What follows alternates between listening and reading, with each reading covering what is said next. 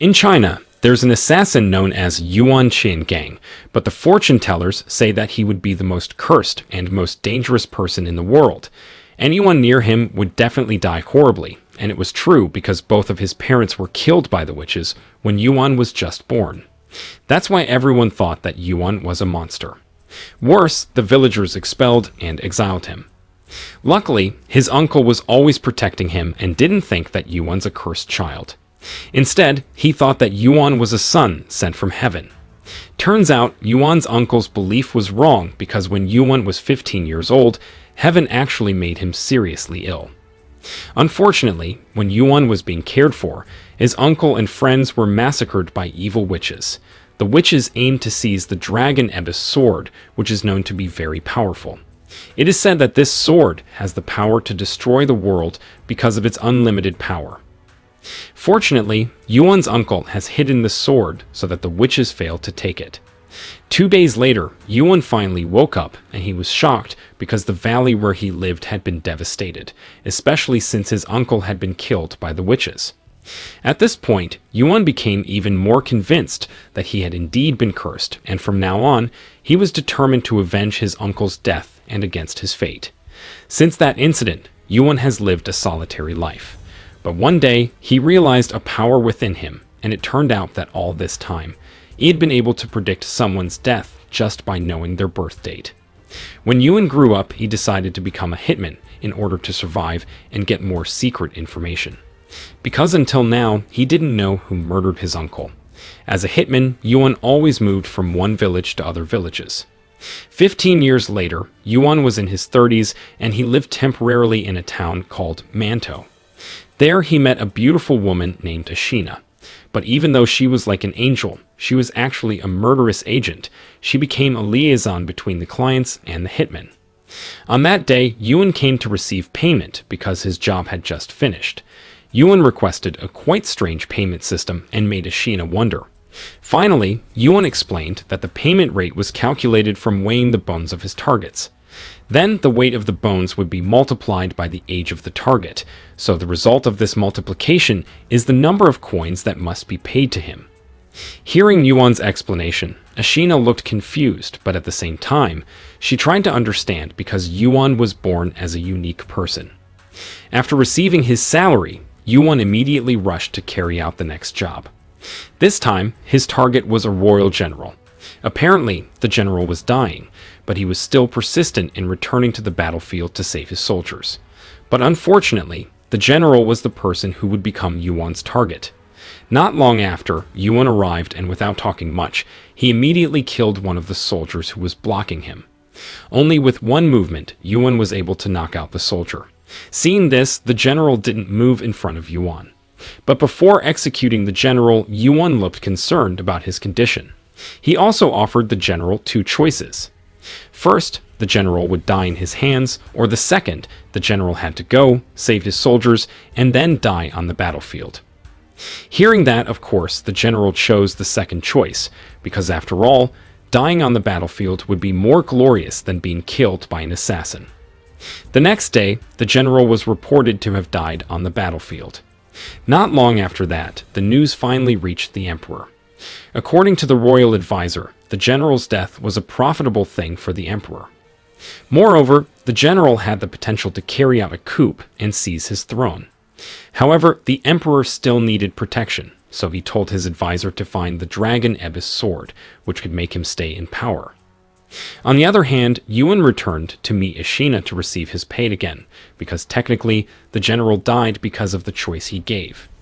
After that, Ashina asked Yuan to predict her death, and with his power, Yuan saw a very surprising fate. The fate was that Ashina would be killed by someone in 10 days. Even though she was shocked, Ashina didn't look sad at all. In fact, she tried to stay cheerful and enjoy her last days. Not only that, she also gave some food to the homeless people. Seeing Ashina's kindness, Yuan felt sad knowing if the woman would soon die. He intended to save her from the angel of death. The next day, Ashina left without saying goodbye, even though Yuan wanted to protect her. Turns out, Ashina went to the governor's place, and his name was Liu. Unexpectedly, Ashina intended to kill him. She sneaked up and attacked the guards, but it was a shame that she lost when fighting a long-haired man in a white robe. He was a famous warrior named Chunfeng, who devoted himself to guarding Liu. Even though he managed to defeat Ashina, he didn't immediately kill her and chose to throw her in prison. After that, Chunfeng met Liu's son to discuss the emperor who would soon leave the capital. According to rumors, the emperor would move his palace to Danyang. In fact, there was another intention behind this mission. It was to protect the royal throne from the people who wanted to carry out a coup. On the other hand, Liu decided to interrogate Ashina, and here it was finally revealed that this woman had a deep grudge because Liu's troops had massacred her family and villagers in her village. So before she died, she wanted to kill Liu first.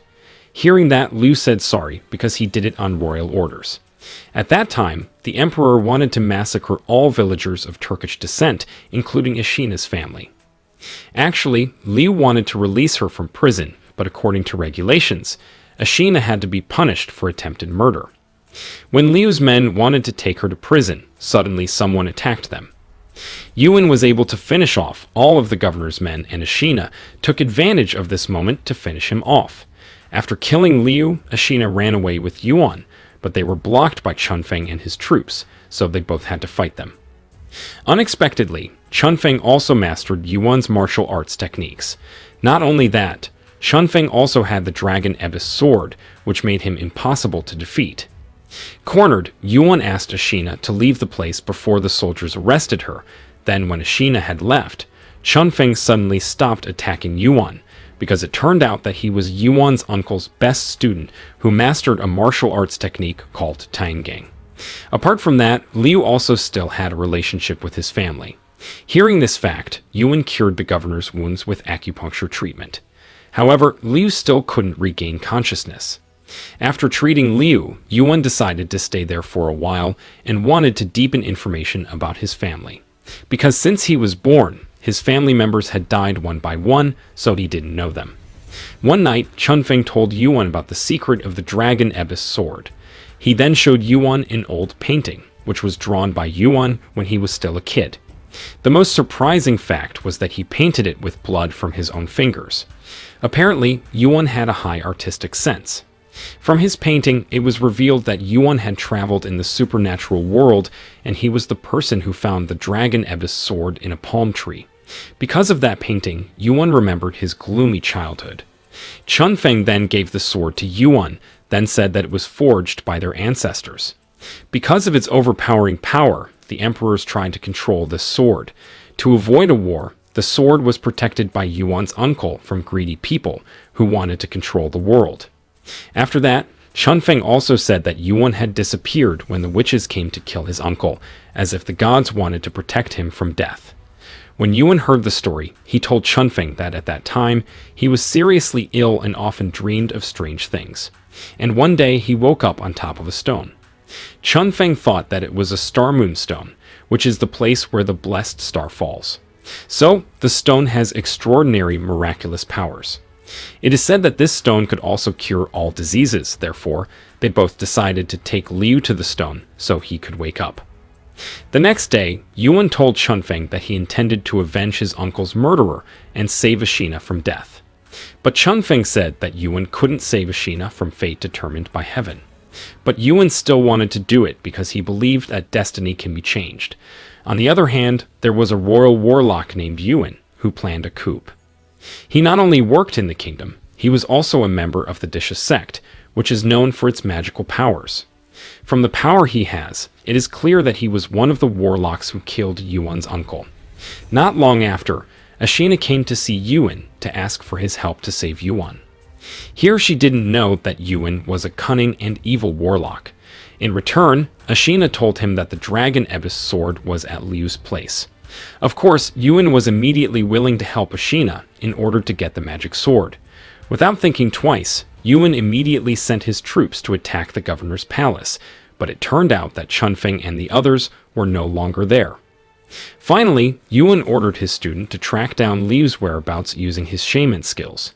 It didn't take long for Yuan's student to find Liu's location.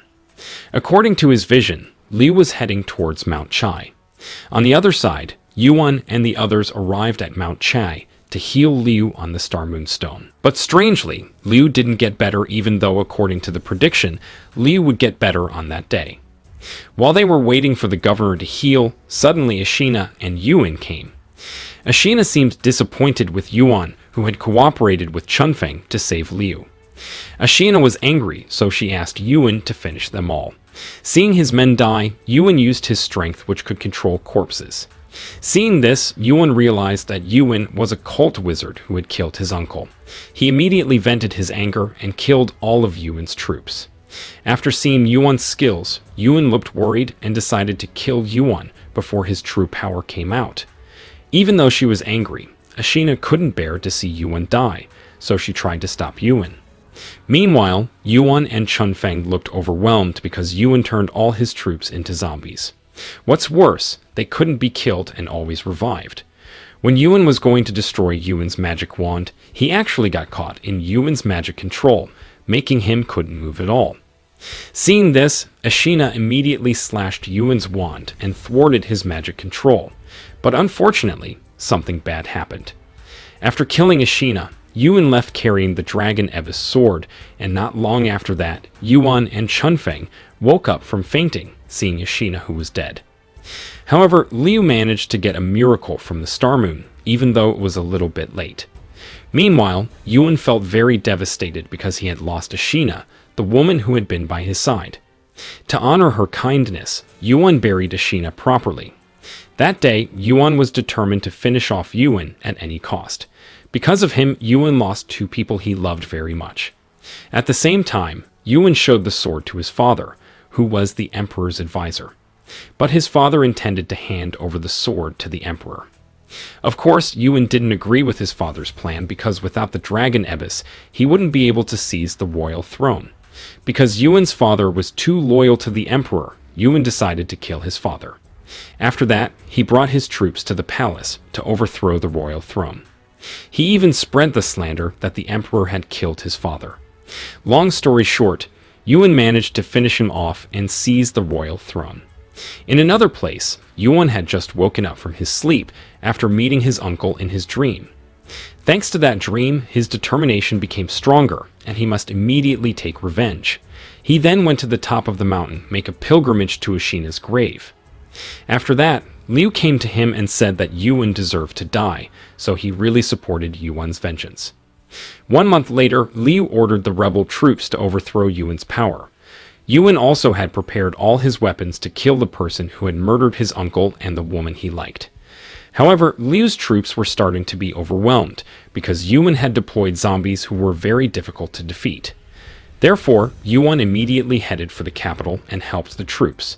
Because of this war, many of Liu's soldiers fell and were injured, but Chunfeng convinced Liu that the war wasn't over, so they had to be able to overthrow Yuan's tyranny. In the palace, the officials were holding a party, celebrating Yuan's inauguration as an emperor. At the party, they all looked happy and didn't think about the people. Yuan also underestimated Liu's troops, who couldn't keep up with his magic. Then he planned to commit a corruption in order to impoverish Liu's area. If his plan was successful, sooner or later, all the villagers there would starve to death. While Yuan and his men were partying, Liu's troops secretly came to the capital. On the other hand, Yuan also arrived at the palace area. With his martial arts skill, he began to finish off the guards. After defeating all the guards, Yuan entered the party, and without saying much, he immediately killed the corrupt officials who tried to fight him. Yuan then challenged Yuan to a duel, but before starting the fight, Yuan instead killed his entire troops. Turns out he was trying to resurrect them as zombies so he could finish off his opponent easily. But Yuan was not afraid and started to fight the zombies. This time, Yuan was able to finish them all and ward off Yuan's magic because since Ashina's death, Yuan's anger turned into an unbeatable strength. Yuan was nervous and he immediately attacked Yuan. Thanks to the strength and confidence within him, Yuan was finally able to kill Yuan with his strong blow. But the most important thing was that he had completed his revenge. Seeing Yuan's prowess, the entire palace army surrendered. Then Yuan walked proudly in the middle of the palace while carrying Yuan's head, which meant that Yuan's power was over. After winning the fight, Yuan fainted and dreamed again. In his dream, he met Ashina, and before parting forever, Ashina advised Yuan to live a good life. After conveying the message, she also gave him a drinking bottle as a keepsake. The next day, Yuan woke up from his fainting and saw the bottle that Ashina gave him, even though he thought that the bottle wasn't real. Not long after that, Liu told Yuan that he had changed the name of the Dragon Abyss sword to the Spring Sword. 2 years later, Yuan decided to wander, and this time, he planned to go home to his old place, starting a new life. When he got there, Yuan fixed up the valley into a more suitable place to live. But after living there for many years, he still often dreamed of his uncle and Ashina. Even when Yuan was old, those two people never disappeared from his memory. 200 years later, Yuan was still alive with a different appearance. Now, he covered his face using a mask, and at that time, he was already known as the highly respected master of the Spring Sword. At the end of the story, Yuan was seen wandering to look for a warrior who can replace him as the sword protector.